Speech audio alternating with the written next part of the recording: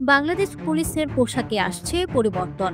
আগামী 15ই নভেম্বর থেকে মাঠ পর্যায়ের কনস্টেবল থেকে শুরু করে আইজিপি পর্যন্ত সব সদস্যই থাকবেন এক অভিন্ন নতুন রঙে।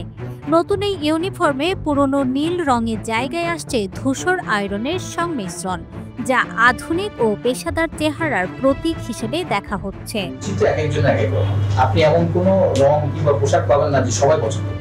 পুলিশ সদর দফতরের নির্দেশনা অনুযায়ী প্রথম পর্যায়ে নতুন পোশাক সরবরাহ করা হচ্ছে মহানগর, নৌ, হাইওয়ে ও police bureau of investigation PBI এর সদস্যদের জন্য। প্রতিজনকে দেয়া হচ্ছে 2 সেট হাফ স্লিভ ও একটি ফুল স্লিভ ইউনিফর্ম। পরবর্তী ধাপে দেশের সব ইউনিট ধীরে ধীরে এই নতুন পোশাক পাবে। পুলিশ সদর দফতরের এআইজি AHM শাহাদাত হোসেন জানিয়েছেন, এই উদ্যোগ মূলত বাহিনীর সংস্কার প্রক্রিয়ার অংশ।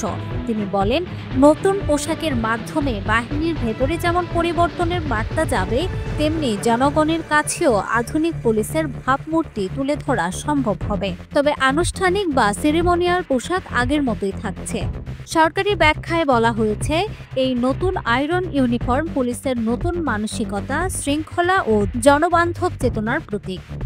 বিভিন্ন দেশের পুলিশ বাহিনীর পোশাক পর্যালোচনা করে আয়রন রংকে বেছে নেওয়া হয়েছে।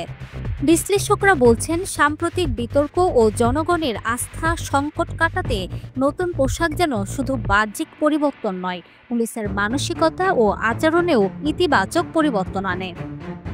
সব মিলিয়ে 15ই নভেম্বর থেকে বাংলাদেশ পুলিশ মাঠে নামছে নতুন রঙে, নতুন চেহারায়, আধুনিক, দৃঢ় ও জনবান্ধব পুলিশের প্রতীক হয়ে।